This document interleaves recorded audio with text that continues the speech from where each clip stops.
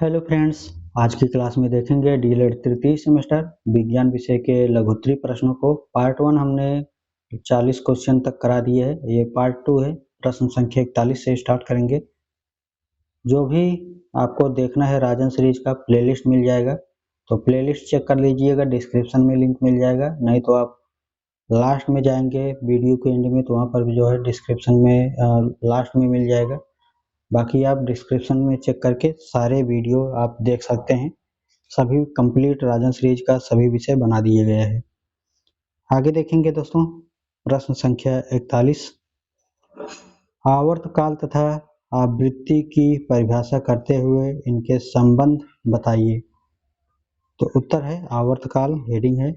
एक दोलन पूर्ण करने में लगा समय को आवर्तकाल कहते हैं। दोलन करने वाले कण अपनी सम्य स्थिति की ओर जाना और पुनः सम्य स्थिति में वापस लौटना दोलन अथवा कंपन कहलाता है। सीधी सी बात दोस्तों समझिएगा। यहाँ पर मान लीजिए कोई पेड़ पौधा है या कुछ भी है, आपने रस्सी बांधा और यहाँ पर जो है बहुत भारी वस्तु लगा दी है, या तो झूला मान सकते हैं। ठीक है, झूला भी ऐसे ही होता है। तो इस वस्तु को आप खींचिए। यहाँ पर जैसे ही खींचेंगे तो ये वस्तु यहाँ पर आई, इसके बाद जब छोड़ेंगे सीधे जो है यहाँ पर आएगी। एक बार यहाँ से रुक करके फिर यहाँ पर आएगी और फिर जो है यहाँ पर आ जाएगी। तो एक बार यहाँ गया, फिर वापस गया, फिर यहाँ पर वापस आ गया, तो यहाँ पर जो वापस आए दोबारा, इसी को जो है आवर्तकाल कहते हैं। ठीक है। आवृत्ति क्या होती है? तो कंपन करने वाली वस्तु एक सेकंड में जितनी बार कंपन करती है उसे ही आवृत्ति कहते हैं। आवृत्ति को हम एसआई मात्रक अर्थात हर्ट्ज से डिनोट करते हैं। तो आवृत्ति तथा आवर्तकाल में संबंध क्या होता है? आवृत्ति जो है दोस्तों, आवृत्ति अगर बढ़ाएंगे तो आवर्तकाल घट जाएगा, आवर्तकाल बढ़ाएंगे तो आवृत्ति बढ़ जाएगी। ठीक है, घट जाएगी। तो आवृत्ति बराबर होता है 1 अपान आवर्तकाल, अर्थात n equal to 1 upon t. ठीक है, जहाँ n का मान है आवृत्ति और t का मान है आवर्तकाल। आगे देखेंगे प्रश्न संख्या 42। आवर्त गति तथा दोलन गति को परिभाषित कीजिए। आवर्त गति क्या है? तो एक निश्चित पथ पर गति करती हुई वस्तु जब एक निश्चित समय अंतराल के बाद बार बार अपनी पूर्व गति को दोहराती है, तो इस प्रकार की गति को आवर्त गति कहते हैं। दोलन गति क्या होता है? किसी पिंड की सम्य स्थिति के इधर उधर गति करने को दोलन गति कहते हैं। ठीक है, आगे देखेंगे प्रश्न संख्या 43। एक स्वरित का आवर्तकाल 1/256 सेकंड है। इसकी आवृत्ति ज्ञात कीजिए। उत्तर हो जाएगा आवृत्ति बराबर होता है 1 बटा आवर्तकाल, अर्थात 1/256, मतलब 1/256। और ये जो 256 है जानते ही हैं, जब यहाँ पर 1/1/56 है तो ये सीधे ऊपर चला जाता है, तो सीधे जो है यहाँ पर 256 हो जाएगा, अर्थात 256 प्रति सेकंड। ठीक है, आगे है प्रश्न संख्या 44। प्रयोगशाला में बनने वाला पहला कार्बनिक यौगिक कौन है? और यूरिया बनने के रासायनिक समीकरण को भी लिखिए। उत्तर है प्रयोगशाला में बनने वाला पहला कार्बनिक यौगिक यूरिया होता है। यूरिया का संश्लेषण सन 1928 ईस्वी में व्हेलर नामक वैज्ञानिक ने किया था। इन्होंने सर्वप्रथम प्रयोगशाला में कार्बनिक यौगिक यूरिया का संश्लेषण किया था। तो ये जो है दोस्तों कैसे बना था, आइए इसको भी देखते हैं। अमोनिया साइनेट को सबसे पहले गर्म करते हैं, और जब अमोनिया साइनेट को गर्म करेंगे NH4COCNO को, तो जब गर्म करेंगे तो क्या बन जाएगा? तो NH2CONH2। ठीक है, यूरिया बन जाएगा। आगे है प्रश्न संख्या 45। संतृप्त हाइड्रोकार्बन तथा हाइड्रोकार्बन में अंतर बताइए। उत्तर हो जाएगा संतृप्त हाइड्रोकार्बन वे हाइड्रोकार्बन यौगिक जिनमें कार्बन कार्बन के एकल बंध अर्थात सिंगल बॉन्ड होता है, संतृप्त हाइड्रोकार्बन कहलाता है। जैसे मेथेन CH4, एथेन को C2H6 कहते हैं। असंतृप्त हाइड्रोकार्बन की अगर बात करें दोस्तों, तो ऐसे हाइड्रोकार्बन जिनमें कार्बन कार्बन परमाणु के मध्य द्विबंध होता है, असंतृप्त हाइड्रोकार्बन कहलाते हैं। जैसे एथिलीन C2H4, एसिटिलीन C2H2। आगे देखेंगे प्रश्न संख्या 46। बिना स्पर्श किए समतल अवतल तथा उत्तल दर्पण को कैसे पहचानेंगे। अगर आपको टच न करना हो तो कैसे जो है समझ पाएंगे कि समतल दर्पण है, अवतल दर्पण है और उत्तल दर्पण है। आइए देखते हैं। तो प्रतिबिंब देख करके जो है आसानी से पहचान सकते हैं। उत्तर हो जाएगा प्रतिबिंब द्वारा यदि प्रतिबिंब समान आकार का है तो दर्पण जो है समतल दर्पण होगा। ठीक है। और अगर पूछा जाए कि अपने आप को शीशे में देखने के लिए कितने बड़े दर्पण की आवश्यकता होगी, तो जितने आपकी लंबाई होगी उसका आधा जो है अगर दर्पण है तो आपका चित्र जो है पूरे स्पष्ट रूप से उसमें दिखाई देगी। ठीक है, समतल दर्पण पर। और आगे है दोस्तों, छोटी व आभासी होती हैं तो उत्तल दर्पण कहलाती हैं। अवतल दर्पण से देखने पर वह वस्तु सीधी और बड़ी दिखाई देगी तो जो है उसको उत्तल दर्पण कहेंगे। अगर टच करने वाली बात जब हो जाएगी दोस्तों स्पर्श करके, तो देख सकते हैं दर्पण जो है सीधा होता है और एक तरफ पॉलिश किया होता है।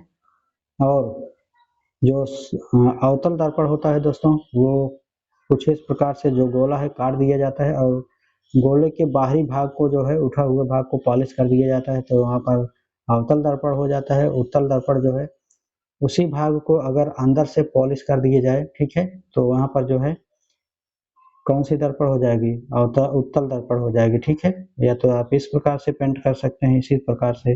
ठीक है, तो यहाँ पर देखिए उभरा हुआ भाग है, इधर भी उभरा हुआ भाग है। ठीक है, हाँ, ये आगे देखते हैं दोस्तों। आगे है प्रश्न संख्या 47। शरीर के अंगों को गति प्रदान करने वाले ऊतक का नाम बताइए तथा चित्र भी बनाइए। 2022 में आए हुए हैं। ठीक है, शरीर के अंगों की गति प्रदान करने के लिए ऊतक का नाम। तो ये ऊतक जो है आप इस प्रकार से बना सकते हैं। और यहाँ पर साइकोप्लाज्म और केंद्रक होता है सार्कोलेमा यहाँ पर जो है कह सकते हैं, जो ये बाहर की भाग है। ठीक है, सार्कोलेमा और साइकोप्लाज्म जो यहाँ पर पानी पानी जो झिल्ली की तरह है इसलिए है, और केंद्रक जो है बीच में पाया जाता है। आसान है, पत्तियों की तरह ये बनता है। ठीक है, तो टेढ़ा सा बना दीजिएगा। प्रश्न संख्या 48 है, एड्स के कारण एवं रोकथाम पर चर्चा कीजिए। उत्तर है एड्स HIV नामक विषाणु से होता है। संक्रमण के लाभ 12 सप्ताह के बाद ही रक्त की जांच से ज्ञात होता है। अगर 12 सप्ताह यानी 12 सत्ते 84 दिन से पहले अगर इसकी जांच कराएंगे तो जो है एड्स का पता नहीं चल पाएगा। कम से कम 84 दिन हो जाएगा तब जो है ये पता पाए आसानी से रिजल्ट दिखेगा। यदि विषाणु शरीर में प्रवेश कर चुका है तो ऐसे में व्यक्ति को HIV पॉजिटिव कहते हैं। ठीक है, तो HIV पॉजिटिव व्यक्ति कई वर्ष 6 से 10 वर्ष तक सामान्य प्रतीत होता है। पता ही नहीं चलता है कि HIV पॉजिटिव हो या नहीं पॉजिटिव हो, लेकिन जैसे ही 6 से 10 साल बाद होंगे तो असर दिखना शुरू हो जाता है। सामान्य जीवन व्यतीत कर सकता है लेकिन दूसरों को बीमारी फैलाने में सक्षम होते हैं और यह जो है दूसरों को भी बीमार कर सकते हैं। विषाणु मुख्यतः शरीर के बाहरी रोगों से सुरक्षा प्रदान करने वाले रक्त को मौजूद टी कोशिकाएं अर्थात सेल्स व मस्तिष्क की कोशिकाओं को प्रभावित कर देता है और धीरे धीरे उन्हें जो कोशिका होती है दोस्तों मस्तिष्क की उसको नष्ट करने लगता है। और कुछ ही वर्षों बाद अर्थात 6 से 10 वर्षों बाद यही स्थिति दिखने लगती है कि शरीर आम रोगों के कीटाणु से अपना बचाव नहीं कर पाता है, तो इस तरह जो है संक्रमण इन्फेक्शन ग्रसित हो जाते हैं और इस अवस्था में जो है इस अवस्था को ही जो है एड्स कहा जाता है। अगर कारण की बात करें तो कौन कौन से कारण होते हैं जो एड्स हो जाते हैं, तो पहला होता है HIV संक्रमित व्यक्ति के साथ यौन संपर्क। ठीक है, अगर कोई व्यक्ति कोई महिला या पुरुष जो है वह संक्रमित है तो जो है वहाँ पर संपर्क नहीं बनाना चाहिए। दूसरा है HIV संक्रमित सिरिंज व सुई का दूसरों के प्रयोग द्वारा अगर किसी को HIV है, ठीक है, एड्स है, तो उसकी अगर सिरिंज लगाई हुई है वही सिरिंज दूसरों को भी लगा दी जाती है। या उनकी खून को दोस्तों दूसरे के खून में अगर टच हो जाता है किसी भी प्रकार से जो है तो वह जो है फैल जाएगा। ठीक है। HIV संक्रमित माँ से शिशु को जन्म से पूर्व, प्रसव के समय या प्रसव के शीघ्र बाद, ठीक है। तो अगर कोई HIV है महिला, तो उसको जो है अगर बच्चे को जन्म देते हैं तो उसको भी जो है ये संक्रमण हो जाएगा, ठीक है। इसलिए जो है गर्भधारण ही नहीं करना चाहिए ऐसे माँओं को, ठीक है, जिसको एड्स हुआ हो, ठीक है। और चौथा पॉइंट है HIV संक्रमण अंग प्रत्यारोपण से, और अगला पॉइंट है एक बार HIV विषाणु से संक्रमित होने का अर्थ होता है जीवन भर संक्रमण एवं दर्दनाक मृत्यु। अगर एक बार कोई इससे ग्रसित हो गया विषाणु, ठीक है, तो ये जो है लास्ट तक उसको मृत्यु ही मिलनी है, क्योंकि दोस्तों अभी तक इसका इलाज भी नहीं है सही तरीके से। और पता भी जो है दोस्तों 6-7 साल लग जाता है पता ही होने में, तो इलाज कहाँ से हो पाएगा। एड्स के आखिर बचाव क्या क्या है, ठीक है, तो जानना भी जरूरी है। जीवन साथी के अलावा किसी अन्य से यौन संबंध नहीं बनाना चाहिए, नहीं तो पता लगा अगले में है तो आप में भी हो जाएगा, ठीक है। आगे है दूसरा, यौन संपर्क के समय निरोध का प्रयोग करना चाहिए। तीसरा है मादक औषधियों के आदि व्यक्ति के द्वारा उपयोग में ली गई सिरिंज व सुई का प्रयोग नहीं करना चाहिए। चौथा है एड्स पीड़ित महिलाएं गर्भधारण न करें, क्योंकि इससे पैदा होने वाले शिशु को भी रोग लग सकता है। पांचवा है रक्त की आवश्यकता होने पर अनजान व्यक्ति से रक्त न लें। सुरक्षित रक्त के लिए HIV की जांच किया जाता है, ठीक है, और तब जो है उसको दिया जाता है। छठवां पॉइंट है डिस्पोजेबल सिरिंज, ठीक है, मतलब एक बार उसको सिरिंज को लगाइए और उसको तोड़ फोड़ करके फेंक दीजिए, खत्म कर दीजिए।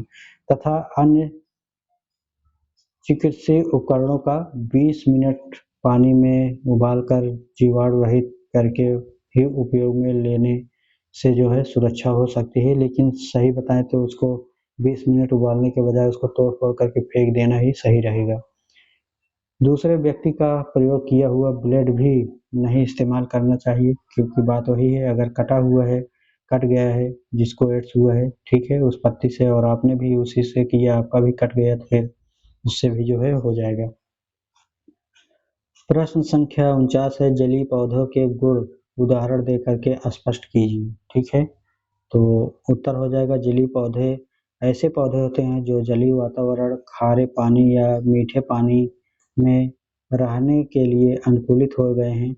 उन्हें शैवाल या अन्य माइक्रोफाइट्स से अलग करने के लिए हाइड्रोफाइट्स या माइक्रोफाइट्स के रूप में भी जाना जाता है।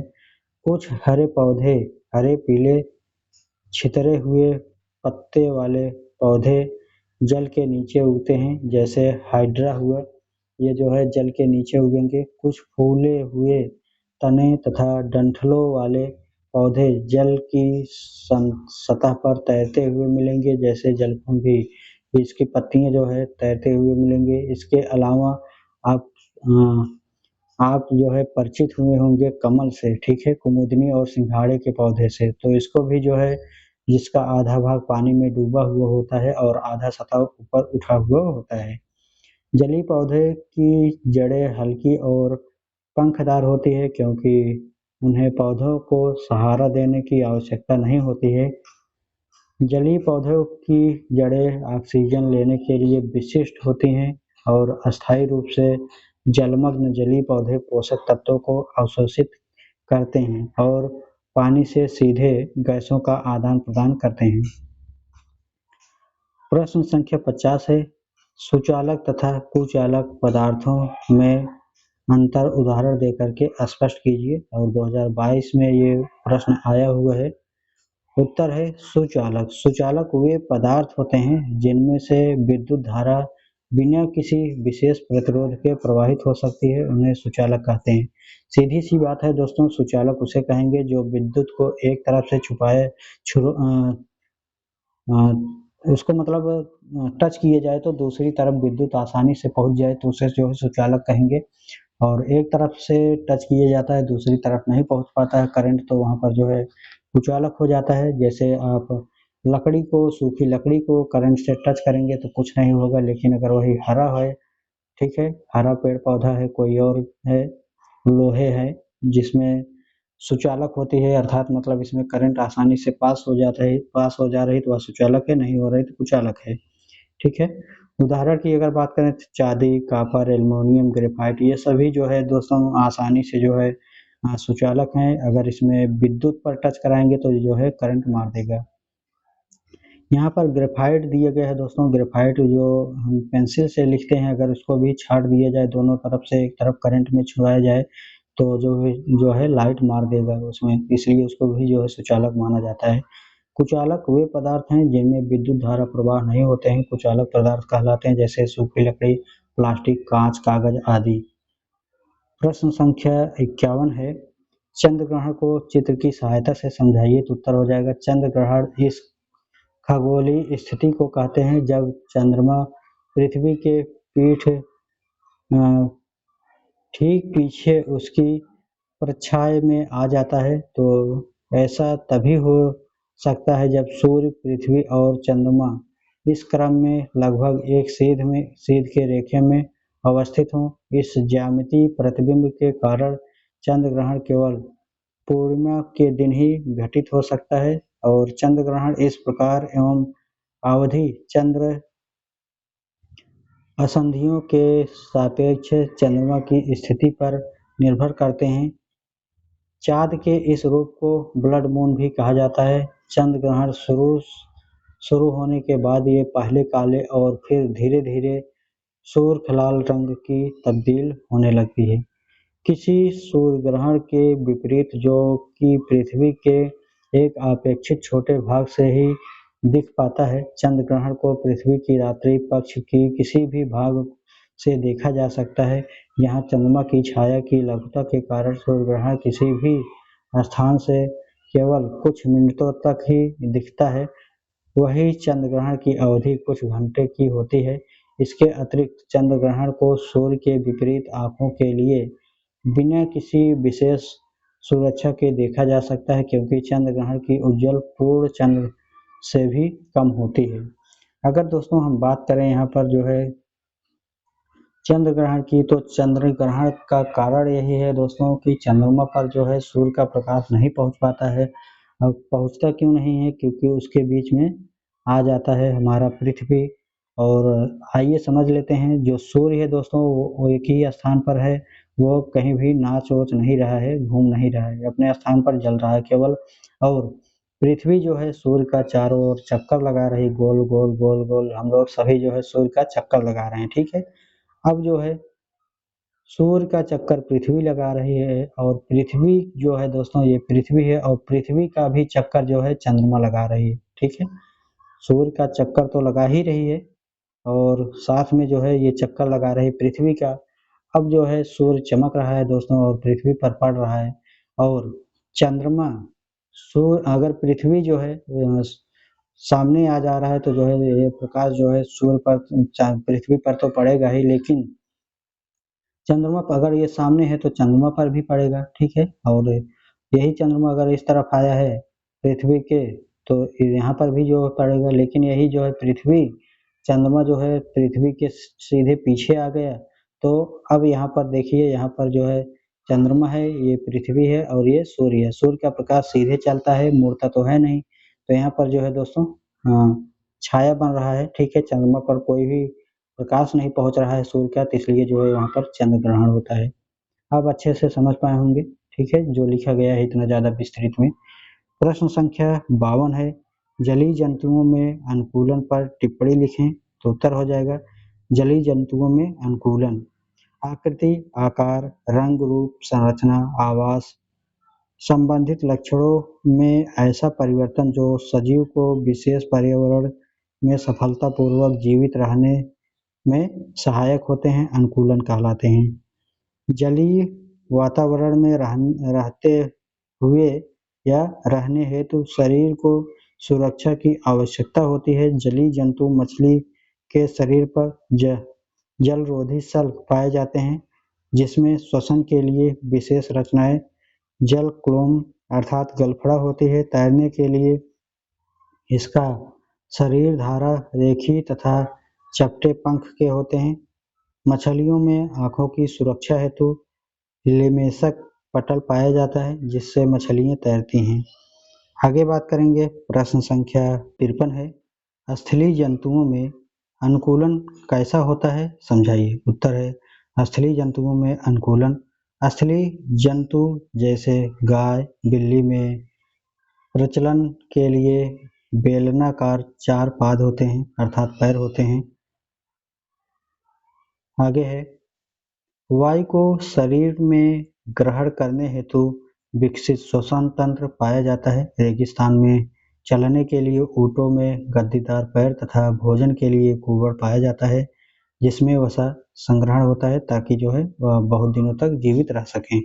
स्थलीय जंतुओं में अनुकूलन का विशिष्ट उदाहरण ऊँटों के पास गद्दीदार पैर होते हैं जो रेतों के सवारी के लिए अच्छे से बोझ ढोने के लिए आसानी से कार्य कर सकते हैं। अतः इसी कारण ऊँटों को रेगिस्तान का जहाज कहा जाता है, क्योंकि उनके जो गद्दीदार होते हैं दोस्तों उसमें रेगिस्तान में धंसते नहीं हैं और आसानी से जो है कोई भी कार्य वो कर सकते हैं और लंबे समय तक जीवित भी रह सकते हैं क्योंकि पानी की उनकी आवश्यकता कम होती है और वसा भी उनके पास होता है, तो खाद्य सामग्री भी कई दिन चल जाते हैं।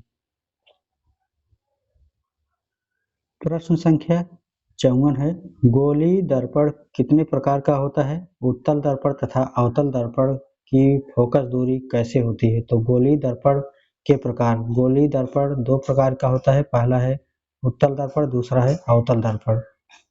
तो उत्तल दर्पण जो होता है दोस्तों, उत्तल दर्पण की फोकस दूरी धनात्मक होती है, अवतल दर्पण की फोकस दूरी ऋणात्मक होती है। ठीक है, अगर दर्पण की बात कही जाए तो ये विशेष ध्यान दीजिएगा, अगर अवतल दर्पण हो रहा है तो वहाँ पर ऋणात्मक होगा, उत्तल दर्पण हो रहा है तो वहाँ पर धनात्मक होगा। आइए प्रश्न भी दिया गया है, आगे है प्रश्न संख्या 55, एक समतल दर्पण की फोकस दूरी 20 सेंटीमीटर है, इसकी वक्रता त्रिज्या बताइए। वक्रता त्रिज्या अर्थात अभी बात करते हैं दोस्तों यहाँ पर क्या होती है। तो यहाँ पर समतल दर्पण की फोकस दूरी कही गई है। ठीक है, तो समतल दर्पण की फोकस दूरी कितना दिए गए हैं, 20 सेंटीमीटर दिए गए हैं। ठीक है, मान लेते हैं ये कोई समतल दर्पण है, ये दर्पण हो गया, ये पेंटा गया है और मान लेते हैं कुछ इस प्रकार से है और यहाँ पर जो है दोस्तों इसको हम P मान लेते हैं। ठीक है, और यहाँ पर हम केंद्र बिंदु मान लेते हैं C और C का आधा बिंदु जो होता है वो यहाँ पर फोकस हो जाता है दर्पण से आधा, इसको हम त्रिज्या R भी मान लेते हैं, इसको भी R मान लेते हैं तो R 2R हो जाएगा। ये फिजिक्स मतलब मैथ की भाषा है, लेकिन सिर्फ इतना समझिएगा कि यहाँ पर जो है दोस्तों जो ये दर्पण है और यहाँ पर जो C लिखा गया है, जितना दूरी यहाँ पर होगी और उतना ही दूरी यहाँ पर होगी, इसको F कहते हैं। ठीक है, F से P की दूरी जितनी होगी उतना ही C से F तक की दूरी होगी। यहाँ पर 2 है तो यहाँ पर भी जो है 2 होगी। ठीक है, टोटल 4 होगी।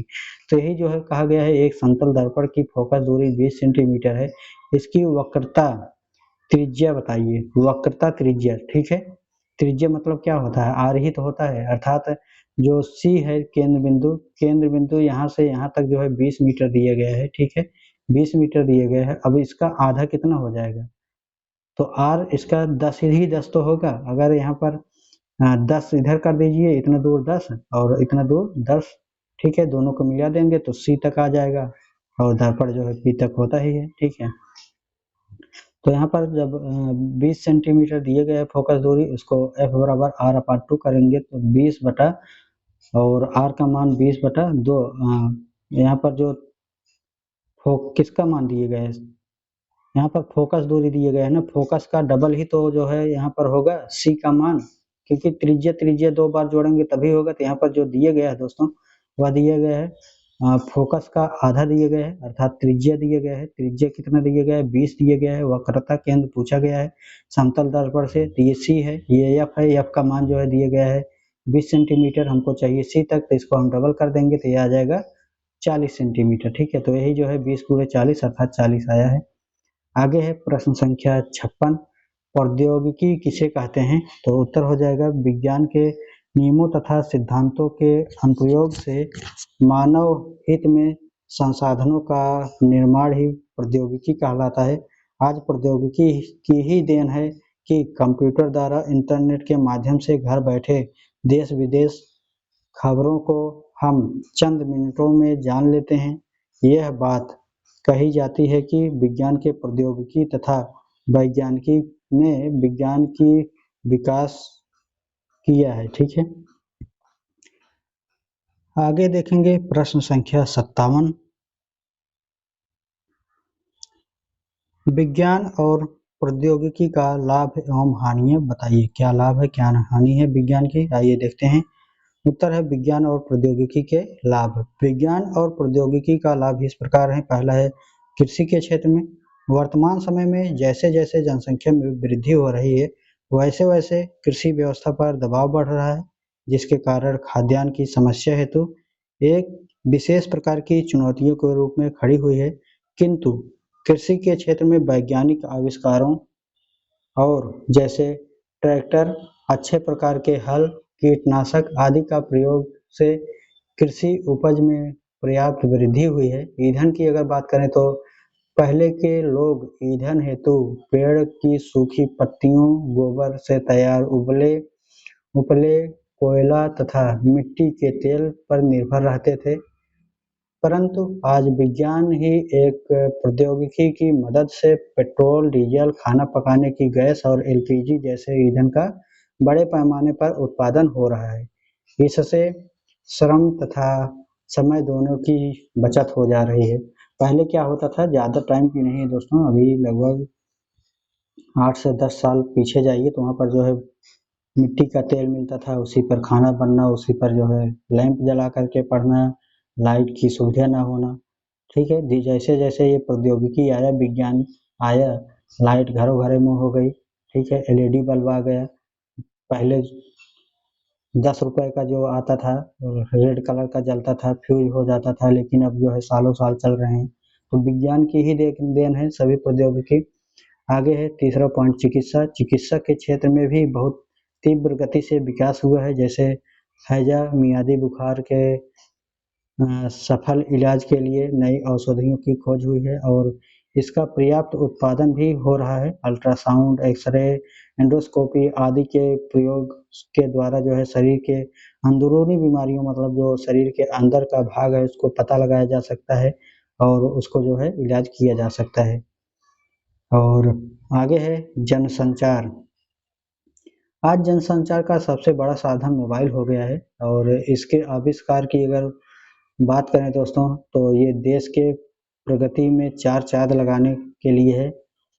और पहले लोग सूचनाओं का आदान प्रदान पत्र तथा तार के द्वारा कई दिनों में करते थे, अर्थात मोबाइल का फोन जो है दोस्तों पहले क्या था, तार के द्वारा हो जाता था, मतलब एक स्थान से दूसरे स्थान पर। परंतु आज जो है सूचना का स्थानांतरण चंद मिनटों में हो जाता है, चंद समय में हो जाता है। और पांचवा पॉइंट है राष्ट्रीय सुरक्षा एवं युद्ध में। राष्ट्रीय सुरक्षा के क्षेत्र में हमारे देश ने बहुत तीव्र गति से उन्नति प्राप्त की है। इसमें एक नई क्रांति आ गई है, जैसे पृथ्वी हो गई, अग्नि हो गई, त्रिशूल हो गया, मिसाइल आदि निर्माण हमारे देश में हो चुका है। इसका प्रक्षेपण भी हुआ है।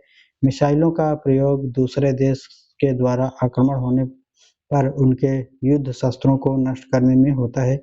जैसा अभी सिंदूर ऑपरेशन चला था, आपने देखा ही है, जो भी ड्रोन आ रहे थे सभी को जो है मार गिराया गया। ठीक है, तो ये सभी जो है प्रौद्योगिकी के फायदे हैं। विज्ञान और प्रौद्योगिकी से अब हानियाँ जान लेते हैं। विज्ञान और प्रौद्योगिकी से जहाँ एक और लाभ हो रहा है वहीं दूसरी ओर हानियाँ भी जो है इनकी होती हैं। और विज्ञान और प्रौद्योगिकी की हानियाँ जो है आइए देखते हैं। तो पहला है कीटनाशक दवाओं के प्रयोग से मृदा प्रदूषित होती है। और जैसे दोस्तों पहले जानते होंगे जो खेतों में जो कीटनाशक दवाइयाँ, उर्वरक, खाद डाले जाते थे, उतनी ही पैदावार बढ़ाने के लिए अब जो है ज़्यादा इस्तेमाल करना पड़ता है दवाइयों का और कीटनाशक पदार्थों का। ठीक है, तब जो है उतना उत्पादन हो पाता है। मतलब ये मिट्टी धीरे धीरे दूषित हो रही है और जो उत्पादक क्षमता है ये तो बढ़ रहा है, लेकिन जो अ, अ, जो दवाएं हैं ये जो है ज़्यादा डालना पड़ रहा है। ठीक है, दूसरा पॉइंट है स्वचालित वाहनों के प्रयोग से वायु प्रदूषण तथा ध्वनियाँ दूषित हो जाती हैं। तीसरा है स्वचालित मशीनों के प्रयोग से कारखानों तथा मजदूरों की आवश्यकता कम पड़ जाती है, जिसके कारण बेरोजगारी की संख्या में वृद्धि हो जाती है। आगे देखेंगे, चौथा पॉइंट है जंगलों की अंधाधुंध कटाई से वातावरण में ताप परिवर्तन हो रहा है, जिससे वातावरण दूषित हो जा रहा है। पांचवा पॉइंट है जलवायु परिवर्तन होने से अनेक प्रजातियों की संख्या में भी वृद्धि होती है। ये सभी विज्ञान और प्रौद्योगिकी का ही दुष्परिणाम होता है। आगे है प्रश्न संख्या 58, खाद्य संरक्षण से आप क्या समझते हैं अथवा भोज्य पदार्थों के परिरक्षण की विधियां बताइए। तो उत्तर हो जाएगा भोज्य पदार्थ के परिरक्षण से आप क्या समझते हैं स्पष्ट करिए। इसको भी जो है पूछा जा सकता है। तो उत्तर हो जाएगा पके हुए भोजन को जीवाणुओं तथा कवक बिना पके हुए भोजन की अपेक्षा बड़ी शीघ्रता से खराब कर देता है, इसीलिए इसको परिरक्षित किया जाता है। पके हुए भोजन को भोज्य पदार्थों, जीवाणुओं, कवक आदि से सुरक्षा रख रखना ही भोज्य पदार्थ का परिरक्षण कहलाता है। मतलब जो भोज्य पदार्थ है दोस्तों, परिरक्षण अर्थात संरक्षण का संरक्षण करना ही जो है दोस्तों कहलाता है, क्योंकि इसको जब पका दिया जाता है तो जो है खराब होने की जो है बहुत ही कम पॉसिबिलिटी होती है। आगे है रसायनों द्वारा, पहला है भोज्य पदार्थों के जो परिरक्षण है इसको सुरक्षित करने की विधियां क्या क्या हैं। तो रसायनों द्वारा पहला है साइट्रिकम, सोडियम मेटाबाइसल्फाइड, सोडियम बाजोएट तथा एसिटिक एसिड का प्रयोग करके, जैसे जेल, जेली, जूस आदि को परिरक्षित किया जाता है। और दूसरा है डिब्बाबंदी अर्थात कैनिंग, मतलब जो डिब्बे को बंद करके रखा जाता है, जिसमें विभिन्न पदार्थ जैसे मटर हो गए, अनानास आदि प्राकृतिक रूप से इस विधि से वायुरुद्ध डिब्बों में बंद करके संरक्षण कर लिया जाता है, जैसे अचार हो गया और तमाम प्रकार की। तीसरा है अचार तैयार करना। इस विधि में सिरका, तेल, नमक के प्रयोग से भोजन जो है संरक्षित किया जाता है। चौथा है सुखा करके, किसी किसी को खाद्य सामग्री को सुखा करके बहुत दिनों तक रखा जाता है, जैसे उदाहरण है यह साधारण और सर्वाधिक उपयोग में आने वाली विधि है। सूर्य की ऊष्मा से सब्जियां, फल आदि सुखा करके संरक्षित कर ली जाती है, जैसे चिप्स बनाना हुआ, सेवइयां बनाना हुआ, तो उसको भी जो है आप घर पे बना करके सुखा करके रख सकते हैं। पांचवा पॉइंट है अंतराल में उबालना और ठंडा करना। घरों में माताएं दूध बार बार उबालती हैं, इसका कारण यह है कि बार बार दूध उबालने से वह फटता नहीं है और सुरक्षित रहता है। यह परिरक्षण की सबसे सरल विधि है। इसको कार्बोहाइड्रेट, प्रोटीन तथा वसा युक्त पदार्थों को लगभग 24 घंटे तक सुरक्षित रखा जा सकता है। बाजार में पैकेट के दूध जिस विधि से लंबे समय तक के लिए भंडारित किया जाता है, वह प्रक्रिया जो है पाश्चुरीकृत, ठीक है, कहलाता है। तीसरा है ठंडा करके रखना। जीवाणुओं से बचाने के लिए भोज्य पदार्थ को 18 सेल्सियस से नीचे के टेम्परेचर में रख करके जो है सुरक्षित किया जा सकता है, और इसीलिए दोस्तों फ्रिज में जो है ठंडे करके रखा जाता है। प्रश्न संख्या 59 है एक अवतल दर्पण की फोकस दूरी 15 सेंटीमीटर है तथा 25 सेंटीमीटर दूरी पर रखी वस्तु के प्रतिबिंब की स्थिति ज्ञात कीजिए। तो यहाँ पर देखिए अवतल दर्पण की बात कही जा रही दोस्तों। यहाँ पर f बराबर जो है 15 सेंटीमीटर, u बराबर -25 सेंटीमीटर दिए गए हैं। तो फोकस और u जो होती है दोस्तों वो होती है वास्तविक प्रतिबिंब, जो वस्तु होती है वो होती है, और v जो होती है यहाँ पर v जो होती है वो जो प्रतिबिंब बनता है उसको कहते हैं। तो f जो दिया गया है वो फोकस है, v अर्थात प्रतिबिंब है, और जो u है दोस्तों ये वस्तु है, ठीक है। तो यहाँ पर जो प्रश्न दिया गया है एक अवतल दर्पण की फोकस दूरी 15 सेंटीमीटर 25 सेंटीमीटर की दूरी पर रखी वस्तु के प्रतिबिंब की स्थिति ज्ञात कीजिए। जो फार्मूला लगता है वो होता है दोस्तों 1/f = 1/v + 1/u, ठीक है। तो इस फार्मूले में रखना है, और हमने बता भी दिए कौन सी क्या चीजें हैं। तो यहाँ पर -1/15 यहाँ पर एक अवतल दर्पण दिया गया है, तो यहाँ पर 15 सेंटीमीटर फोकस की दूरी है, तो फोकस में -1/15 करेंगे इक्वल टू 1/v। v अर्थात जो वास्तविक प्रतिबिंब, जो प्रतिबिंब बनती है, ठीक है, प्रतिबिंब पूछा भी गया है तो उसको v मानते हैं, और प्लस 1/-25, ठीक है। यहाँ पर 25 सेंटीमीटर की दूरी पर वस्तु रखी है, तो यहाँ पर -25 हो जाएगी क्योंकि अवतल दर्पण है, ठीक है। यहाँ पर 1/v को जब इधर करेंगे पक्षांतर करके, तो ये जो है 1/25, इसके बाद इस माइनस वालों को इधर करेंगे तो ये जो है बराबर होने के कारण इधर जाएगा तो माइनस रहता, लेकिन अब ये पक्षांतर हुआ तो जो है दोनों मिल करके फिर माइनस हो गया, ठीक है। तो इसको जो है 25 और 15 को एलसीएम लेंगे 75 आएगा, और इसको 25 तिया 75, 3 आ गया, और 15 बचे 75 तो 5 आ गया, 3 में से 5 घटा दीजिए, 75/2 आ जाएगा, तो इसका मतलब 37.5 जो है सेंटीमीटर दूरी पर जो है ये प्रतिबिंब बनेगा, ठीक है। आगे प्रश्न संख्या 60 दिया गया है, एक अवतल दर्पण से 30 सेंटीमीटर की दूरी पर रखी वस्तु का 3 गुना बड़ा आभासी, पहला है आभासी, दूसरा है वास्तविक प्रतिबिंब पर प्राप्त होता है। प्रत्येक स्थिति में अवतल दर्पण की फोकस दूरी ज्ञात कीजिए। तो यहाँ पर जो u दिए गए हैं दोस्तों, ठीक है, u जो दिए गए हैं वह -30 सेंटीमीटर है, और आवर्धन अर्थात m मतलब जो प्रतिबिंब है कितना बड़ा है, कितनी गुना है, ये जो है m से दिखाया जाता है, ठीक है। तो आइए देखते हैं, जो u है अर्थात वस्तु है दोस्तों -30 सेंटीमीटर दूर रखी गई है। तो आइए देखते हैं, जब प्रतिबिंब आभासी हो तो क्या करेंगे, तो यहाँ पर m अर्थात जो वस्तु है कितनी गुनी है, इसको जो है देखेंगे तो v/u -v/u, जब फार्मूले में रखेंगे तो -v/30 का 3 में गुणा करेंगे तो 90 आएगा, माइनस माइनस प्लस हो जाएगा, 90 आ जाएगा, ठीक है। यहाँ पर वास्तविक आभासी प्रतिबिंब बन रहा है, इसलिए जो है माइनस लिया गया है, ठीक है। और अगर सूत्र की बात करें दोस्तों, सूत्र जानते ही हैं, 1/f equal to 1/v plus 1/u। v जो होता है दोस्तों, u जो होता है ये वस्तु की नापता है, और v जो है दोस्तों ये प्रतिबिंब जो बनता है वो होता है। तो फार्मूला में रखना है 1/f इक्वल टू 1/90 प्लस 1/-30, क्योंकि यहाँ पर जो है दोस्तों फार्मूला में बताया गया है, ठीक है। तो इसको जब रखेंगे दोस्तों, यहाँ पर 90 है, -30 है, एलसीएम निकालेंगे तो जो है ये माइनस है, क्योंकि ये प्लस है तो ये जो माइनस है ये तो माइनस हो गया बीच में, यहाँ पर इसको काटेंगे तो जो है 45 आ जाएगा, अर्थात जो फोकस निकल करके आया है फोकस -45 नहीं लिखा जाता है, क्योंकि दोस्तों जब दर्पण पर देखेंगे अपने आप को खड़े हुए तो वहीं पर जो है उसी में जो है पीछे की तरफ उसमें दिखता है, लेकिन होता थोड़ी होता तो सामने ही है। आगे देखेंगे दूसरा स्थिति, जब प्रतिबिंब वास्तविक बनेगा तब क्या होगा, तो आवर्धन m इक्वल टू 3 हो जाएगा। अगर वास्तविक बन रहा है तो प्लस में जाएगा, अगर प्रतिबिंब आभासी बन रहा है तो वहाँ पर माइनस हो जाएगा, ठीक है। तो सूत्र जो है m इक्वल टू -v/u है, यहाँ पर -3 है, क्योंकि प्रतिबिंब जो है क्या बन रहा है, वास्तविक बन रहा है, -3 है, इक्वल टू -v/30, ठीक है। उसमें पीछे बन रहा था, इसमें दर्पण के आगे बनेगा।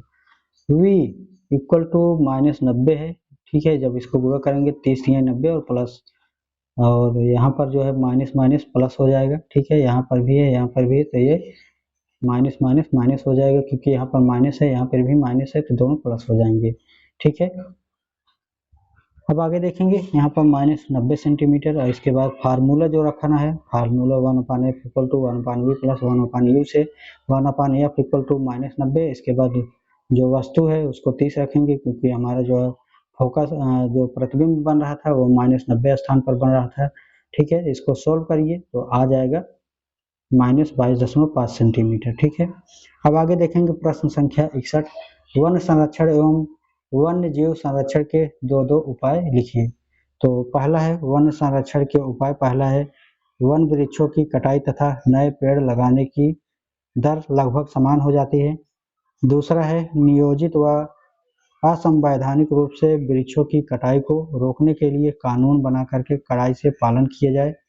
दूसरा है बी जीव संरक्षण के उपाय, पहला है नियम कानून एवं प्रतिबंधों के द्वारा वन्य जीवों का अनावश्यक आखेट को रोका जाए।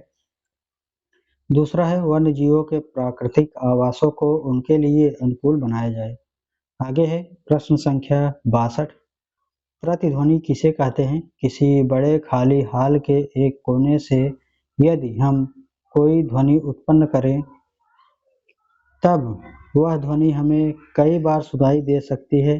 किसी पहाड़ी के सामने जोर से अगर किसी का नाम लिया जाए तो वह कई बार जो है आवाज़ पुनः रिपीट होते हुए सुनाई देती है।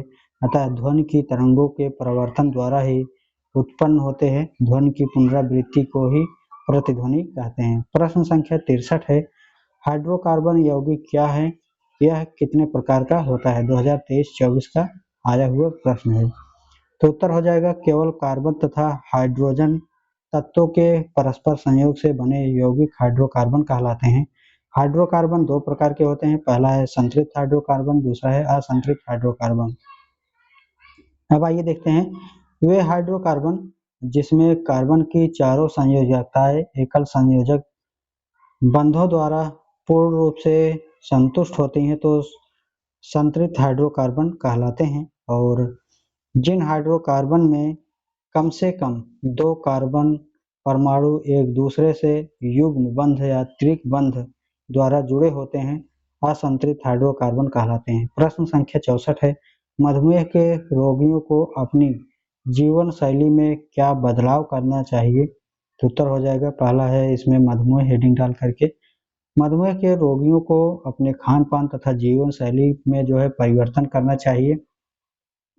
तो क्या क्या परिवर्तन लाना चाहिए आइए इसको भी देख लेते हैं। पहला धूम्रपान जो है छोड़ देना चाहिए और दूसरा है पर्याप्त नींद लेनी चाहिए। तीसरा है शारीरिक व्यायाम करना चाहिए लगभग 150 मिनट प्रति सप्ताह। ठीक है, तो इसमें 7 से अगर भाग दे दीजिए जाए दोस्तों तो 7 दूनी 14 लगभग 20 मिनट आ जाएगा। 20.5-25 मिनट के आसपास जो है व्यायाम डेली करना चाहिए। चौथा पॉइंट है आहार में करेला लेना चाहिए, जौ लेना चाहिए, गेहूं, लहसुन, जामुन आदि का सेवन अवश्य ही करना चाहिए। पांचवा है एरोबिक्स, तैराकी, जिम्नास्टिक और तेज चलने को जो है जीवन में शामिल करना चाहिए ताकि तेज चलेंगे तो इससे भी जो है लाभ होगा। छठवां पॉइंट है नियमित ग्लूकोज की स्तर जांच करानी चाहिए कि आखिर ग्लूकोज का अर्थात शुगर का लेवल क्या है। प्रश्न संख्या 65 है। ऐसे किन्हीं 4 फलों के नाम लिखिए जिनकी परिरक्षण किया जाता है और उनके परिरक्षित खाद्य पदार्थों के नाम भी लिखिए। तो आइए देखते हैं दोस्तों, उत्तर हो जाएगा सेब, केला, अनानास, अनार आदि फलों का परिरक्षण किया जाता है अर्थात संरक्षित रूप से रख सकते हैं। इसको sodium benzoic carbon, sodium metabite sulphide, acetic acid द्वारा जो है इसको सुरक्षित करके रखा जाता है। प्रश्न संख्या 66 है। हरित क्रांति से क्या अभिप्राय है? उत्तर है कृषि के क्षेत्र की उत्पादकता में क्रांतिकारी परिवर्तन करने के उद्देश्य से अपनाए गए कार्यक्रम हरित क्रांति के अंतर्गत आते हैं। अतः हरित क्रांति का संबंध कृषि के क्षेत्र में उत्पादन वृद्धि तकनीकी सुधार से हैं। इसमें कृषि उत्पादक वृद्धि को लक्ष्य बनाया गया वही उत्पादक की परंपरागत तकनीकियों में भी जो है परिवर्तन करने का प्रयास किए जाते हैं। ठीक है, अब इसमें दोस्तों नॉर्मल बोरलॉग जो होते हैं, ठीक है, वो के बारे में क्या कहते हैं तो नॉर्मल बोरलॉग जो है वो हरित क्रांति के जनक माने जाते हैं। ठीक है, प्रश्न संख्या 67 है। सामान्य स्वस्थ मनुष्य में रक्त शर्करा की मात्रा भोजन से पहले और भोजन के पश्चात कितनी होनी चाहिए? ठीक है, तो सामान्य मनुष्य में रक्त शर्करा अर्थात ब्लड में जो शुगर की मात्रा है उसको भोजन खाली पेट जो है 70 से 120 ml/dl के बीच होनी चाहिए और खाने के पश्चात जो है लगभग 2 घंटे बाद 140 से 140 mg/dl से कम होनी चाहिए। प्रश्न संख्या 68 है। पर्यावरण संरक्षण से आप क्या समझते हैं? आप पर्यावरण को कैसे संरक्षित करेंगे? तो उत्तर हो जाएगा पर्यावरण संरक्षण। पर्यावरण शब्द दो शब्द एनवायरन तथा मेंट से मिलकर बना है। इन्वायर, ठीक है, इन्वायर तथा मेंट से मिलकर के बना है जिसका अर्थ होता है घेरना। प्रकृति में वायु, जल, मृदा, पेड़ पौधे तथा जीव जंतु मिलकर बना है, जिसका मिल करके बना है। जंतु सभी सम्मिलित होकर पर्यावरण बनाते हैं। पर्यावरण में पर्यावरणीय मानवीय क्रियाकलापों के चलते अत्यंत प्रदूषित हो गया है, अतः इसमें संरक्षण की महती आवश्यकता जो है हो जाती है। आगे पर्यावरण संरक्षण करने के लिए सबसे अधिक आवश्यक प्रत्येक प्रकार के प्रदूषण को समाप्त करने की होती है। जैसे पहला है SO2 पर नियंत्रण करना, दूसरा है विद्युत चालित बैटरी की वाहनों का आविष्कार करके जो है उसको अब ज़्यादा लागू करना, तीसरा है स्रोतों को गंदा करना बंद करना आदि, चौथा है जैविक प्रदूषण को पूर्णतः रोकना, पांचवा है हरित गैसों के उत्सर्जन पर रोक आदि को अधिकारित। वृक्षारोपण पर्यावरण संरक्षण के लिए सबसे महत्वपूर्ण कदम होते हैं। प्रश्न संख्या 69 है, स्लाइडिजेशन विधि से खाद्य पदार्थों को सूक्ष्मजीवों से कैसे सुरक्षित रखा जा सकता है, संक्षेप में लिखिए। उत्तर है स्टरलाइजेशन का तात्पर्य है कीटाणु रहित करना अथवा निर्जलीकरण करना। इस विधि से जीवाणु विषाणु को नष्ट करना।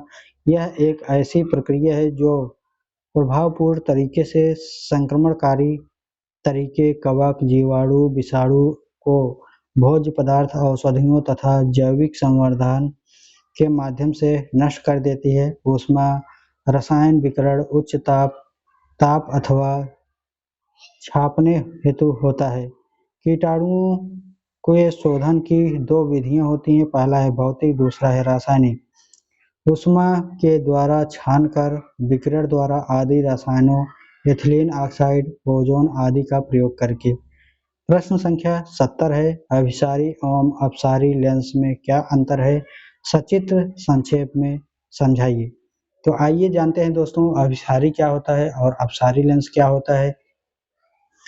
यदि किसी चिकने तल के पृष्ठ पर कलई पॉलिश करके उसके परावर्तक बना दिए जाए तो यह दर्पण कहलाता है।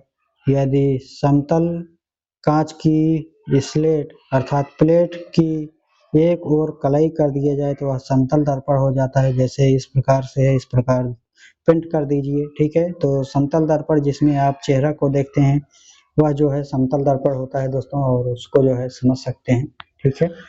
आगे है यदि कांच के खोखले गोले को काट दिया जाए, ठीक है, और कटे हुए गोलों को अगर पेंट कर दिए जाए, ठीक है, तो भी जो है गोली दर्पण कहलाती है, ठीक है, उसको गोली दर्पण। अब इसमें समझेंगे यदि खोखले गोले के कटे भाग के उभरे हुए पृष्ठ अर्थात उत्तल पृष्ठ पर कलई की जाए तो वह अवतल दर्पण कहलाता है। मान लेते हैं जैसे ये दोस्तों गोला है, इसको अगर काट दिया जाए, अब हम इसको मान लीजिए काट दिए, तो जो इस प्रकार का आधा कटा हुआ भाग है, ठीक है, अगर यहाँ पर हम लोग इस तरह से पेंट कर देते हैं तो ये जो है उभरा हुआ भाग है, ठीक है, तो ये क्या हो जाएगा, तो ये जो है अवतल दर्पण हो जाएगा, क्योंकि यहाँ पर जो है केंद्र जो है फोकस टकराएगी। और अगर इसी को पलट दिया जाए, कुछ इस प्रकार से कर दिया जाए और अंदर से ही जो है पॉलिश कर दिया जाए इसी तरफ से, तो जो है यहाँ पर जो है उत्तल दर्पण हो जाता है, ठीक है। यदि खोखले गोले के कटे भाग के उभरे हुए पृष्ठ अर्थात उत्तल दर्पण पर कलई की जाए तो वह अवतल दर्पण बनता है। यदि हम खोखले गोले के कटे भाग के धसे हुए पृष्ठ पर कलई कर दें अर्थात पेंट कर दें तो वह जो है उत्तल दर्पण बन जाता है। वही चीज़ों को हमने जो अभी समझाया यहाँ पर पेंट किया गया है दोस्तों, ठीक है। गोला ले लिया गया है, गोले को इस प्रकार से काट दिया गया है और यहाँ पर जो है पीछे पेंट कर दिए गए हैं, ठीक है, ऐसे। और इस गोले को इस प्रकार से पेंट किया गया है, अंतर हो गया है, ठीक है। और यहीं पर केंद्र बिंदु मान करके इसको यहाँ पर देख सकते हैं और इसको यहाँ से देख सकते हैं, ठीक है। आगे देखेंगे अवतल दर्पण आपतित किरणों को एक बिंदु पर एकत्रित करता है, अतः अवतल दर्पण को अभिसारी दर्पण कहते हैं, ठीक है। अब उत्तल दर्पण आपतित किरण को परिवर्तित करने के पश्चात फैलता है, अतः उत्तल दर्पण को अभिसारी दर्पण भी कहते हैं। प्रश्न संख्या 71 है, धातुओं के संरक्षण हेतु अपनाई जाने वाली विभिन्न विधियों को संक्षेप में समझाइए। उत्तर हो जाएगा, खाने से प्राप्त खनिज में मिट्टी, पत्थर, सिलिका आदि अशुद्धियां पाई जाती हैं। खनिजों से अधात्री या मैट्रिक्स को पृथक करने की प्रक्रिया संदरण कहलाती है। धातुओं के संदरण की निम्न विधियां होती हैं। ए है द्रव चलित धुलाई। इस विधि में जब हम पिसे हुए अयस्क को जल की तेज धारा में प्रवाहित किया जाता है तो हल्के अधात्री कण या मैट्रिक्स बह जाते हैं तथा शुद्ध खनिज के कण नीचे बैठ जाते हैं। इस विधि द्वारा मुख्य रूप से एल्यूमीनियम, कॉपर, गोल्ड, सिल्वर आदि का संदरण किया जाता है। आगे है बी, फेन उत्प्लावन विधि या झाग प्लावन विधि क्या होता है? तो उत्तर है, सल्फाइड अयस्कों को पीसकर जल में किसी उपयुक्त तेल, चीड़ के तेल के साथ बड़े टैंक में मिला दिया जाता है तथा फिर उसमें वायु के प्रवाह से फेन या झाग उत्प्लावन किया जाता है, जिससे अयस्क के कण झाग के साथ ऊपर आ जाते हैं तथा अधात्री या मैट्रिक्स के कण नीचे बैठ जाते हैं। शुद्ध अयस्क को पृथक कर लिया जाता है। ठीक है, जैसे अगर बात करें दोस्तों, जब चावल डाला जाता है, उबलता है, उबलने के बाद फेन ऊपर आ जाता है, निकाल लिया जाता है उसको, वही प्रकार से इसको भी जो है उत्प्लावन और फेन विधि। ठीक है, तो सी जो है घनत्वीय विधि देखते हैं, ग्रेविटी मेथड क्या होता है। कभी कभी अयस्क के घनत्व तथा उनमें उपस्थित अशुद्धियों के घनत्व में अंतर होता है। ऐसी अवस्था में वयस्क को महीन पीसकर जल के प्रवाह के साथ खलबलाने मतलब उसको मिलाने से, जिससे भारी अयस्क के कण नीचे बैठ जाएं तथा अशुद्धियां जो जल है वह धारा के साथ बह जाती हैं। यह मुख्य रूप से ऑक्साइड अयस्कों के लिए किया जाता है, जैसे आयरन हो गया, ऑक्साइड, हेमेटाइट आदि। डी है दोस्तों विद्युत चुम्बकीय विधि। इसमें जो है किस प्रकार से होता है, तो इस विधि से आयरन के अयस्कों का संदरण किया जाता है। अयस्कों को पीसकर इसको लंबी चक्की पट्टी पर रखे जाते हैं और तथा मशीन के या बेल्ट पर प्रबल चुंबकीय इलेक्ट्रोड के माध्यम से धीरे धीरे इसको घुमाया जाता है। ठीक है, खिसकती है और जिससे शुद्ध आयरन अयस्क के कण अधात्री के से अलग स्थान पर एकत्र हो जाते हैं। मान लीजिए जैसे दोस्तों यहाँ पर चक्का हुआ एक, ठीक है, और इस पर एक चक्का यहाँ पर है और ये जो है चुंबक का चक्का लगा हुआ है। ठीक है, चुंबक का चक्का लगा हुआ है और ऐसे चल रहा है और इसी पर जो है आप किसी भी चीज को गिराइए जिसमें लोहा हो और मिट्टी हो, सभी कण इसमें हो, तो आते ही जैसे ये चुंबक के संपर्क में आएगा यहाँ नीचे तो चिपक जाएगा। ठीक है, यहाँ पर चिपक जाएगा और ये जो है यहाँ पर आएगा और यहाँ पर जो है गिर जाएगा, लेकिन जो मिट्टी होगी और सब होगा ये यहीं इसी के सामने गिर जाएगा, यहाँ तक चिपक करके नहीं आएगा। ठीक है, इसी को जो है कहते हैं। और आगे दोस्तों आगे देखेंगे, प्रश्न संख्या 72 है, एक प्रारूपिक पुष्प का चित्र बना करके उसे लेबल या चित्र का नाम बताइए। ठीक है, तो इसमें देखेंगे उत्तर दोस्तों, जो फूल है ये इसमें इस फूल को बाह्य दल इसको कहते हैं और इसको बाह्य दल में देख सकते हैं ये चीजें जो पत्तियां नहीं होती हैं यहाँ पर, ठीक है, इस प्रकार से पत्तियां लगी होती हैं उसी को बाह्य दल कहते हैं। ठीक है, और जो ऊपर जो है फूल में देखे होंगे छोटे छोटे दाने होते हैं वो पुंकेसर होते हैं। जायांग जो फूल के अंदर जब देखते होंगे तो जायांग होते हैं और यहाँ पर दोस्तों जलपुंज ये इसको कहते हैं। और इस प्रकार से जो है सभी चित्रों को बना करके आप इसको दिखा सकते हैं। और ये अंदर का भाग है पुमांग, जो ये पॉइंट होते हैं ये जो है देख सकते हैं इसमें बने होते हैं जो फूल होते हैं गुड़हल के और भी जो फूल होते हैं। और बिंडाशय जो अंदर के भाग होते हैं ये दिए गए हैं। ठीक है, वर्तिका वर्तिकाग्र पुष्पासन जिसको हम जयांग बोलते हैं। ठीक है, अंडाशय पुष्पवृंत। अब आगे देखते हैं, प्रश्न संख्या 73 है, हाइपरमेट्रोपिया को स्पष्ट कीजिए। ठीक है, तो हाइपरमेट्रोपिया क्या है?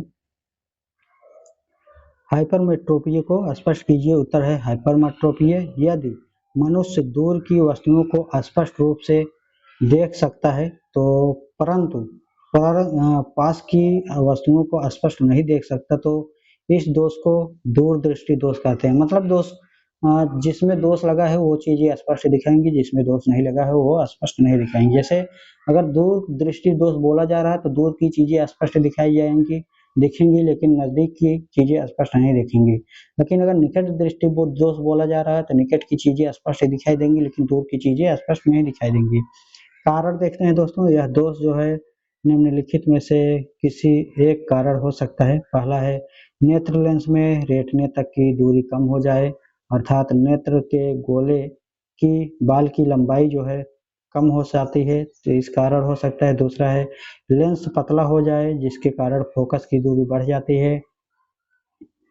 स्पष्ट है कि यदि दोष में लेंस तथा रेटिना के बीच की दूरी नेत्र लेंस की फोकस दूरी से कम हो जाती है, जिसके कारण स्वास्थ्य नेत्र के निकट बिंदु N स्पष्ट रूप से न्यूनतम दूरी D 25 सेंटीमीटर दूरी पर रखी वस्तुओं के प्रतिबिंब रेटिना पर न बनकर के रेटिना के पीछे बनता है, अतः वस्तु स्पष्ट नहीं दिखाई पड़ती है। ठीक है, अभी नीचे चित्र है उसको भी देखेंगे। ठीक है, तो यहाँ पर चित्र देख लीजिएगा एक बार। यहाँ पर देखिए रेटिना पर बन रहा है, इसमें जो है रेटिना के बाहर बन जा रहा है, इसमें लेंस जो है रेटिना पर ठीक है। ठीक है, और पहले पढ़ते हैं, इसके बाद दोस्तों समझते हैं पढ़ करके। तो इन दोषों से पीड़ित नेत्र का अपना निकट बिंदु N डैश अर्थात स्वस्थ आंख के निकट बिंदु N की अपेक्षा कुछ दूर हो जाता है, अर्थात दूरदृष्टि दोष वाले मनुष्य के निकट बिंदु जो है वह दूर स्पष्ट न्यूनतम दूरी 25 सेंटीमीटर D से कुछ अधिक हो जाती है। दूर दृष्टि दोष से पीड़ित मनुष्य की आंख निकट अर्थात N डैश प्रदर्शित है, जहां वस्तु का स्पष्ट प्रतिबिंब रेटिना पर बनता है। तो आइए इसको थोड़ा सा नीचे देखेंगे। पहले एन डैश जो दिए गए हैं दोस्तों, यहाँ पर दिए गए हैं। ठीक है, एन डैश, और ये जो है दोस्तों ये वस्तु जहाँ पर होनी चाहिए वहां से थोड़ा सा दूर हट गया है।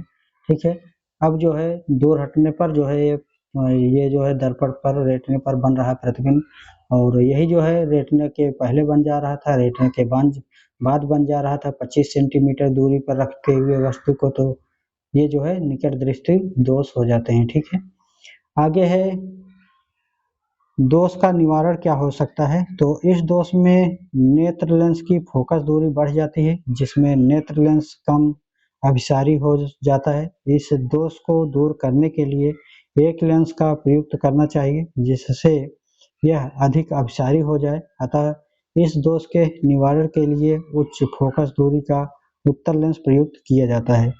प्रश्न संख्या 74 है, फ्यूज से क्या अभिप्राय है। साधारण बल्ब एवं हीटर फ्रिज में कितने एम्पियर का फ्यूज लगाते हैं।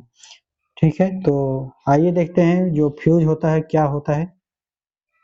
उत्तर है विद्युत फ्यूज।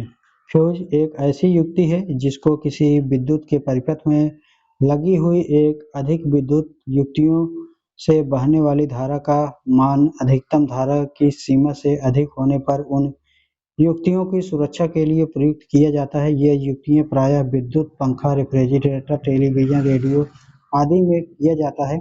सीधी सी बात समझिएगा दोस्तों, इसमें ये बोला जा रहा है कि जो विद्युत फ्यूज होता है, जैसे आपके घरों में जो लाइट आई हुई है, लाइट में 2 तार आया हो, 3 तार आया हो, 5 तार आया हो, ये मायने नहीं रखता है, लेकिन तारों के बीच में ही जो मोटा केबल आता है उसी के बीच में दोनों सिरों पे जो है छोटा सा किसी मिट्टी के चिकनी मिट्टी को लगा करके दोनों तारों के बीच में बहुत ही पतला बारीकी तार जोड़ दिया जाता है, ताकि अगर जो लोड पड़ता है, ज़्यादा लोड पड़ता है, तार अगर शॉर्ट होता है, पंखा ज़्यादा चला दिया जाता है, तो वो जो पतला तार लगाया गया है वो पिघल जाए।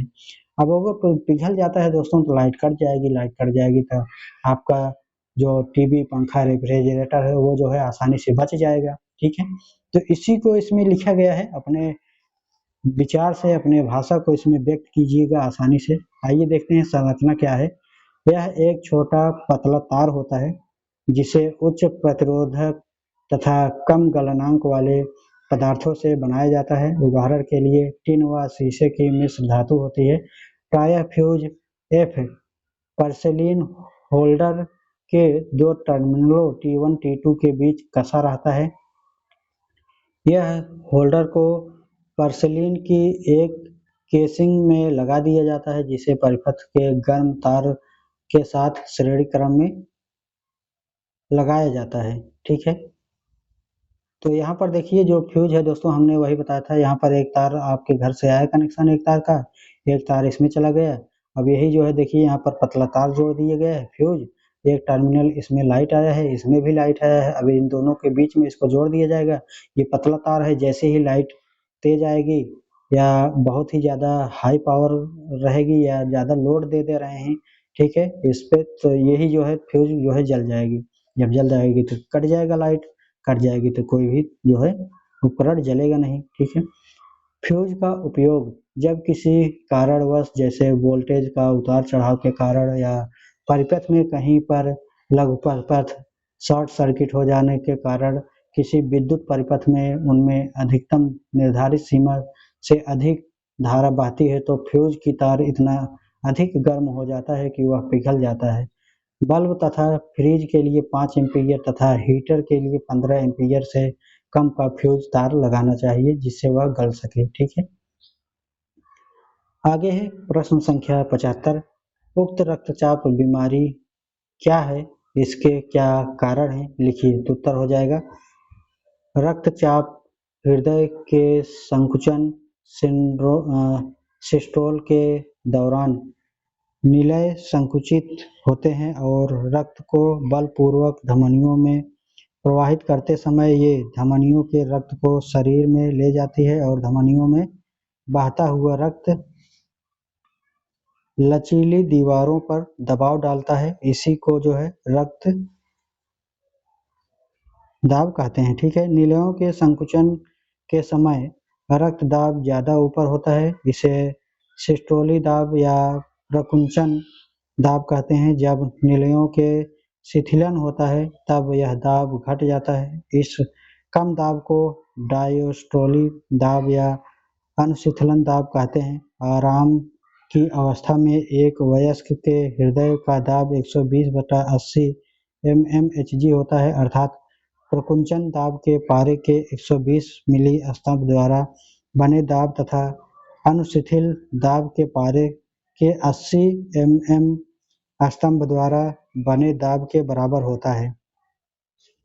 आगे है जब किसी व्यक्ति में दोनों ही दाब अधिक हो जाते हैं अर्थात 180/110 तथा 160/100, यह स्थिति उच्च रक्तदाब भी कहलाती है।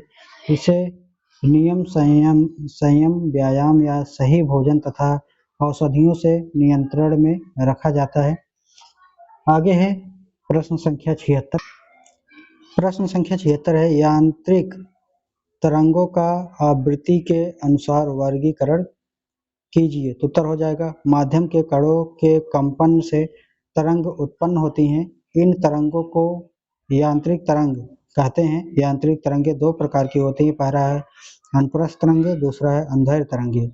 अनुप्रस्थ तरंगों के माध्यम के कण तरंग गति की दिशा में लंबवत कंपन करते हैं। शांत जल में पत्थर डालने पर जल की सतह पर उत्पन्न तरंगे अनुप्रस्थ होती हैं। यदि इन तरंगों के मार्ग में एक कागज का छोटा टुकड़ा रख दें तो वह अपने ही स्थान पर ऊपर नीचे कंपन करने लगता है, आगे नहीं बढ़ता, अर्थात तरंग गति की दिशा के लंबवत कंपन करता है। तनी हुई डोरी जैसे सितार के तार अथवा एक सितार पर दीवार से बंधी डोरी को दूसरे सिरे के ऊपर झटका देने पर भी अनुप्रस्थ तरंगे उत्पन्न हो जाती हैं। अनुप्रस्थ तरंगों की विशेषता क्या होती है, तो यह है पहला है माध्यम के कण तरंग संचरण की दिशा के लंबवत कंपन करते हैं। दूसरा है ये तरंग केवल ठोस में तथा द्रव की सतह पर ही उत्पन्न की जा सकती है। तीसरा है इनमें श्रृंग व गर्त बनते हैं। ठीक है, और श्रृंग गर्त क्या होता है जानते हैं दोस्तों, कुछ इस प्रकार से होता है, ये श्रृंग हो जाता है और ये गर्त हो जाता है। ऊपर उठे हुए भाग को श्रृंग, नीचे दबे हुए भाग को गर्त। आगे है चौथा पॉइंट, इसके कारण माध्यम में दाब परिवर्तन नहीं होता है। बी है अंधेर तरंगे। अंधेर तरंगे वे तरंगे हैं जिनमें माध्यम के कण तरंग संचरण की दिशा में ही कंपन करते हैं और लोहे की पत्ती को ठोकने पर उसके अंदर अंधेर तरंगें उत्पन्न होती हैं। इसके अतिरिक्त हमारे बोलने, वायु में उत्पन्न तरंगें तथा किसी गैस में उत्पन्न तरंगों को अंधेर होती हैं। अंधेर तरंग की निम्नलिखित विशेषताएं होती हैं। पहला है, इसमें माध्यम के कण तरंग संचरण दिशा में ही कंपन करते हैं। दूसरा है, अंधेर तरंगों के संचरण के माध्यम से संपीड़न तथा विरल उत्पन्न होते हैं।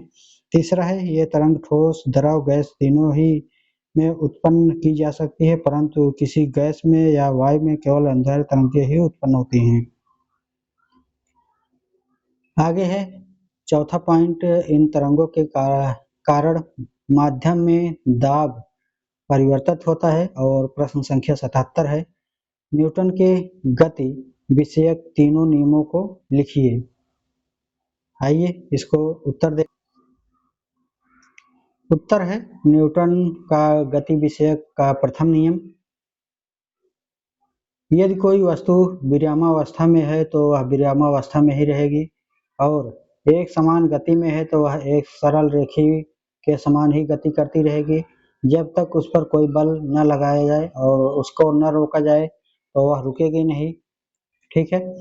न्यूटन गति का विषयक द्वितीय नियम क्या कहता है, तो इस नियम के अनुसार किसी पिंड पर लगाया गया बल उसके द्रव्यमान तथा उसके बल की दिशा में उत्पन्न त्वरण की गुणनफल के अनुक्रमानुपाती होता है। तीसरा है न्यूटन का गति विषयक तीसरा नियम, इस नियम के अनुसार क्रिया तथा प्रतिक्रिया बल सदैव युग्म के रूप में उपस्थित रहते हैं, अर्थात जब एक पिंड दूसरे पिंड पर बल लगता है तो दूसरे पिंड भी पहले पर ही उतना ही बल विपरीत दिशा में लगता है।